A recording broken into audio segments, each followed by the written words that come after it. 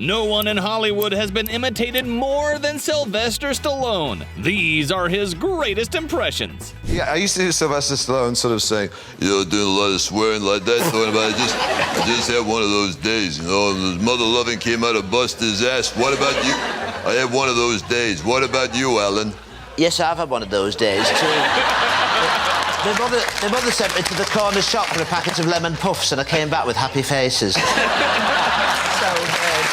How many Stallone films do you need to binge before your impression sounds this good? Yeah, I do all my own stunts, you know what I mean?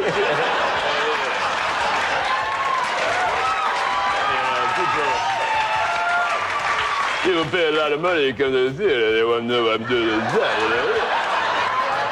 know? You do, Sylvester Stallone, don't you? Yeah, I do. I like to be Sylvester Stallone as Hamlet. Hey, Sylvester Stallone as Hamlet. To be or not to be. Whether it's noble in the mind to stuff the slings and arrows of outrageous sport, or to take a sidewinder helicopter and napalm an entire village. I could enunciate to the back row, just like Sylvester Stallone doing Hamlet. This would be a place where Stallone could do Hamlet. To be or what? Thanks. During the filming of The Expendables 3, Jason Statham's truck lost its brakes and plunged into the Black Sea. When he finally resurfaced, Sly was standing on the dock with his iPhone out. So I'm in the truck there and I slam on the brakes where I'm supposed to stop. Nothing happens. Next thing you know, I've hit two cameramen. I literally thought I'd killed them. It was like a split second later, sinking fast, straight to the bottom. Eventually I come out at the surface, and at that point, Jimmy, I look out and I say, "Where's Sly?" And he's, stood on the side of the dock there with his iPhone, like that, going, "Hey, Jason, you need a towel?" Translated, that means, "Hey, do you need a towel?" Yeah, we need a translator with him. Yeah, exactly. That's hilarious. Sylvester Stallone, he lives up we're like in the gated community, he lives over there. And he wasn't invited. Security, they had security helicopters like it was the president. Yeah. They're like, Mr. Washington, Rocky's out front, he's pacing. he's like looking in the gate. I said, he's like, should we let him in? I'm like, yeah, let Sylvester come in. Yeah.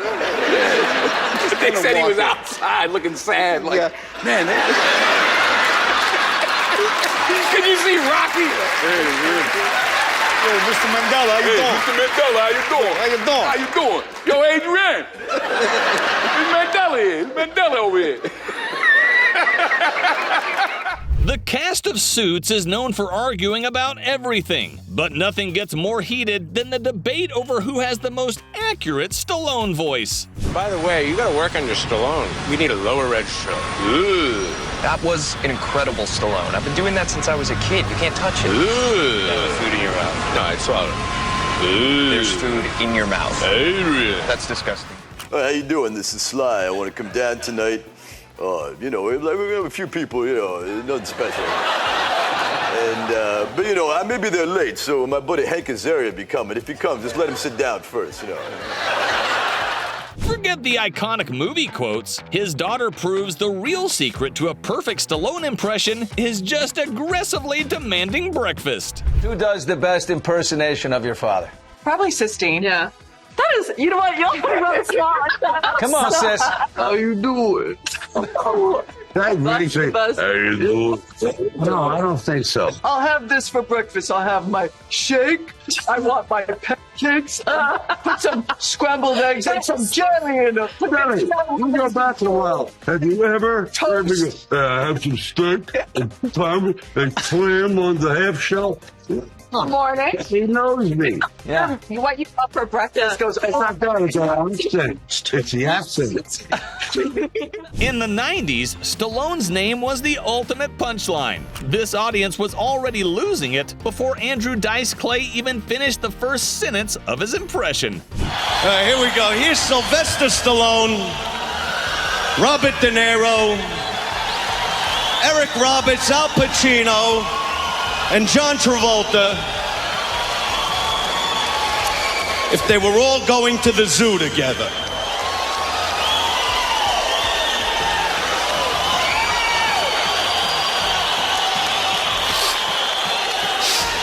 Hey, yo, fellas.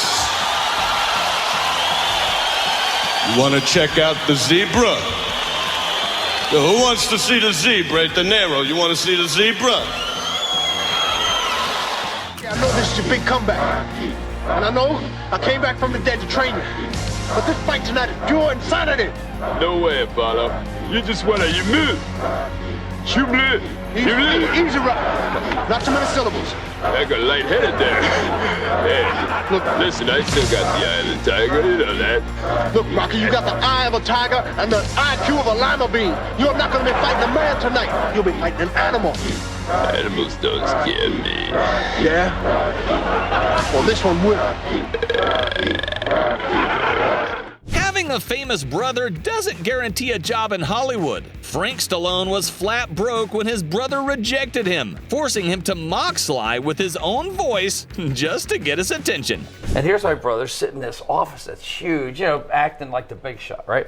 So I walk up, I go, listen, do you think there's a chance that I could just get maybe a 15-second, just the musical part, you know, wah, wah, wah. You know, I figured the movie's so big I could, you know, pay my bills. Right. I don't think so. I said, that is very encouraging. Thank you, very encouraging. It's the Bee Gees. I said, yeah, I know it's the Bee Gees. So anything, so he goes, yeah. So he tried to humor him, go write some stuff, maybe. So Sly goes, remember those songs you wrote? Yeah, I do. You mean the ones you rejected? Yeah. Yeah, I do remember them. He goes, you know, now he's blowing me up, right? I said, okay. He goes, oh, listen, we're going to John's house for lunch. Bring those cassettes, but don't tell him it's you. I said, okay. So John's there, and they're sitting there at the table, and it's like a caricature. It's Rocky and Barbarino. They're talking back and forth. It's like, yeah, we got real problems. Yeah, it does. And I'm just sitting there eating. Now, this is a long story short. But here it goes. So great. But here it goes. So I'm sitting there eating like this, and Sly goes, yeah, put this on. Puts it on and starts playing my songs, like Far From Over, Never Gonna Give You Up, Moody Girl. And John's eating, he's going, wow. He's going, that's just what I'm looking for. I'm going like, I think I was eating a calamari, like the tentacle came through my sinuses or something. He goes, that's what I like. So then Sly, he goes, who is that? He goes, it's Frank. He goes, Frank? Like I'm Fredo. Hey, Frank. Yeah, of course. He goes, that Monday, they start dropping my songs in the movie, and I ended up with 11 songs in the movie. How do you compete with the biggest action star on the planet? According to Mel Gibson, you give your character something Stallone's heroes never had, a reason to be afraid. They usually had that two-dimensional kind of like Sly and Arnold used to do, like with Commando or with, you know, Sly doing, you know, you're the disease and I'm the cure, you know, where he's doing that stuff, you know. So, which was good stuff, but those guys they were kind of not vulnerable at all. So when I saw the Lethal script and I thought, well, the guy's crazy and he wants to kill himself, and he is that guy, that's way more interesting, you know? So I sort of jumped on that. From box office enemies to carving pumpkins together, it's safe to say the Stallone-Schwarzenegger rivalry has changed a lot over the years. After we do our little tete-a-tete talking, he goes, you want to carve a pumpkin? I go, you want to carve my pumpkin? I'm telling you. No, yeah. In this next clip, Stallone explains what it actually feels like when Samuel L. Jackson walks onto your set for the first time. Because he walks in like... He's just cool. You didn't expect to see a ghost, did you? You know, it's like, there's a, you know, it's like so smooth. Yeah. And not many people can do that, can have that kind of control. Out of everyone on this list, the most accurate Stallone might belong to the last person you'd expect. Well, you don't like my house, Mick? Well, my house stinks? Yeah, that's right, it stinks. My whole life stinks. You just need proper management, you kid. You need proper management. You're gonna eat lightning, you're gonna crap thunder. Yeah, crap thunder, but I ain't got no locker, do I, Mick? I ain't got no locker. Hey. Tommy Davidson's take on Stallone might genuinely change the way you watch Rocky from now on. You know, remember that Rocky coach? You know, classic scene, he comes into his house, At night, you know, Rocky, you can be the champion. We can be rich and I won't have to play the penguin anymore. Rocky's so cool, wasn't he? All right. Yeah. I remember one time a guy put a nail in his glove and put a hole right in my cheek, Rocky. Is that right? Rocky had a little dark side too, didn't he? My house stinks. Huh? My house stinks. Because Mick doesn't know where he's going with this. My house stinks, huh? All right, stink, Mick. I never asked you for no favors. You don't think I know what's going on around here? See, Stallone's problem is he's Rocky in every movie.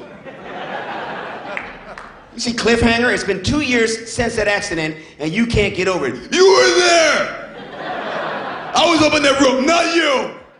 Denzel Washington and Sylvester Stallone happened to be neighbors. According to Denzel, that became a serious problem one evening when Nelson Mandela came over for dinner. And a guy came in and said, you know, sir, Mr. Stallone keeps walking back and forth in front of the house, like trying to hop over the fence, looking like, you know, trying to... Hey, what's going on?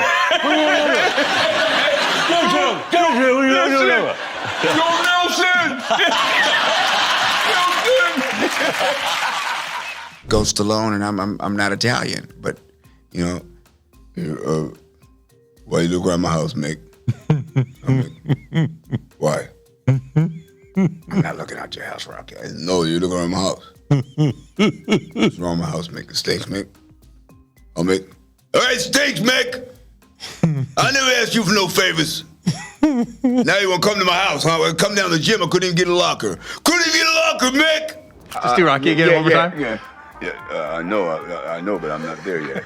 Yeah, but I think that you can be the champ, Rock. Well, why are you telling me that? Well, because I think it. Well, then why are you looking around my house, Mick? If you think I'm such a champ, why are you looking around my house? Now you want me to fight the fight. People ask me for my phone number. You don't think I know what's going on here? Well, I'm just gonna go outside. You do that!